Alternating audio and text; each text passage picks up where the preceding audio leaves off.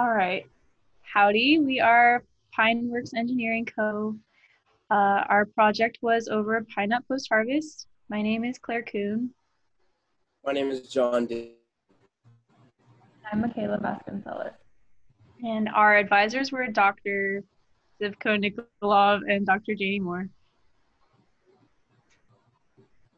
All right, so for our project scope, we wanted to develop a cost-effective, safe, and higher yielding process than the current method. The current method used by farmers in Lebanon is labor intensive. There's a high loss of product at about 50%. And we found that the bottleneck of this process was the pine cone drying. So we went about to design a more efficient drying method for the pine cones with no specific increase in efficiency designated. For our constraints, there was, again, no specific increase in efficiency or yield.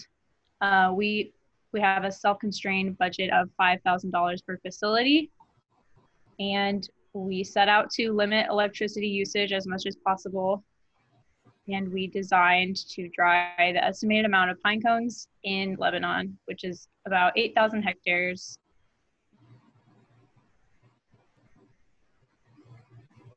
As for our literature review and history, the current method of sun drying, it takes 20 days for a pine cone to dry in the sun. And for the oven or tray drying method, it takes about 30 minutes to dry. And barrel drying is a common method for various foodstuffs, such as grains.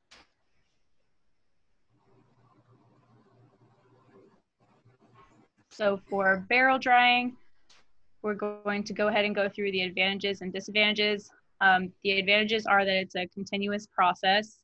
It can potentially help break open tough pine cones. It is simple to build, implement, and operate, and is less expensive than methods such as tray drying. As for the disadvantages, it's not as efficient as tray drying. It could still damage the pine nuts, and it requires a higher amount of energy.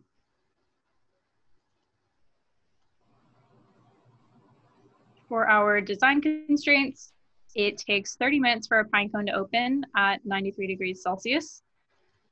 All pine cones need to be processed in 90 days. The dryers will run for 12 hours every day. And here we have the size of the average pine cone, which is about 100 cubic centimeters in volume and approximately 0.11 kilograms for our weight. So some alternatives that we had discussed, the hot air dryer, which is a batch process. And the problem with that was it was very expensive to install, which was about 8,000 US dollars, which is way above our budget. We also talked about the solar drying system, which is inspired by their current sun drying method. But we ruled it out because of the high cost of solar panels.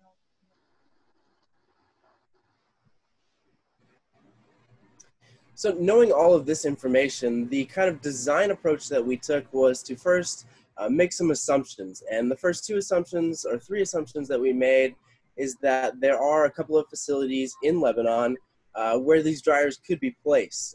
Those dryers would process all of the pine cones in Lebanon. That's just a broad assumption that we had to make in order to run some numbers.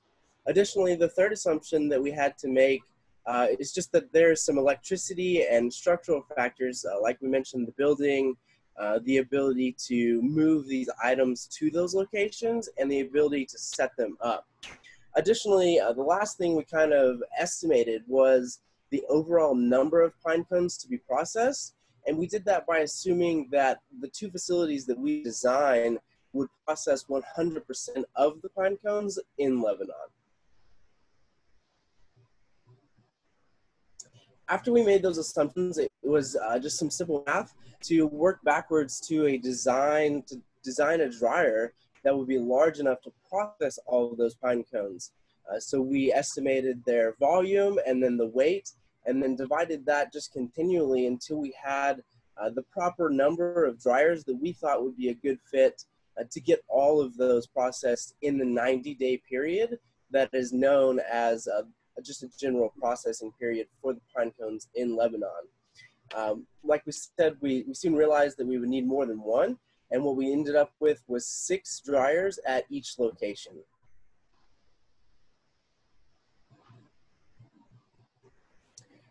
The dryers would be a barrel design, and they're going to be 600 gallons in volume, and that's approximately equivalent to 1 meter diameter and a length of 3 meters.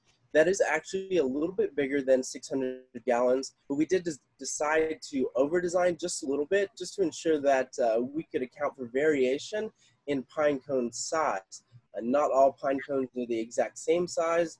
Some may be bigger and some may be smaller. So we made it just a little bit bigger to ensure that we could get them all through there in the proper amount of time. The method of drying that we decided on is a forced air convection using a heating element and a fan.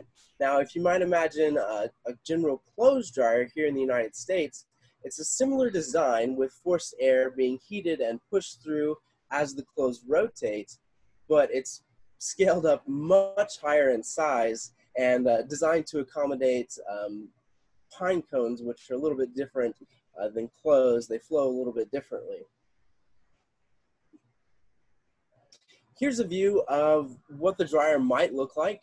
On the left side, you can see you would be inputting all of the pine cones, and then just the general barrel would be rotating, and then they would come out on the right side. Now the barrel is going to be at an angle so that as it rotates, it'll be a very slight angle, but as it rotates, the pine cones will slowly move down towards the output, and then that way they will fall out as the barrel rotates, and nobody will have to pull them out. In the side view, you can also get a really good view of the heater and the fan, and the heater will heat the air as the fan is pushes it through the heater, and it'll flow in a counter current fashion up the barrel to dry those pine cones. Here's another corner view, just to give you a better outlook of what it might look like, a better view of the output side. Again, you can see that as it rotates, they're just going to fall out of the output side. Okay, and as previously mentioned, we are talking about having 2 facilities with 6 dryers at each facility. Generally, most of the pine nuts are grown in this area right outside of Beirut. And so we wanted to put the facilities centrally located, but then again on opposite sides so that all the farmers could have access to them. And these are some of our projected costs for procurement to get our belt, the heater, and the drum, as well as a fan. We're thinking around $5,000 for that cost. To install, it's going to be about $480, and this was calculated by assuming that for two dryers, it would take an 8-hour workday and 4 workers per day. And we have a total of 6 days to install the 12 dryers. And for the running costs during the processing season, it's going to be about $70,000. And that includes electricity and operators as well. So ultimately, our one-time cost is going to be just under $7,000. Any questions? If you have any questions, feel free to email us at the emails listed here. And thank you so much for listening to our presentation.